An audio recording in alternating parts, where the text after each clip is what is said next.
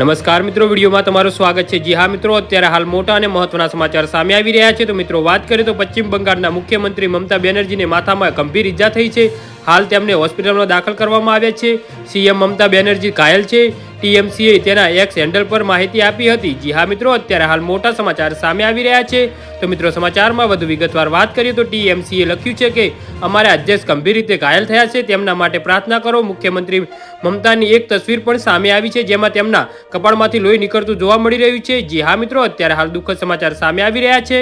તેમને કોલકાતાની એસએસકેએમ હોસ્પિટલમાં દાખલ કરવામાં આવ્યા છે, જ્યાં તેમની સારવાર ચાલી રહી છે। મમતા બેનર્જી ગુરુવારે કાલીઘાટ આવાસ સંકુલમાં ફરી રહ્યા હતા, ત્યારે તેઓ લપસી પડ્યા હતા અને ઊંધા પડતા કપાળમાંથી લોહી વહેવા લાગ્યું હતું। જી હા મિત્રો, અત્યારે હાલ દુઃખદ સમાચાર સામે આવી રહ્યા છે।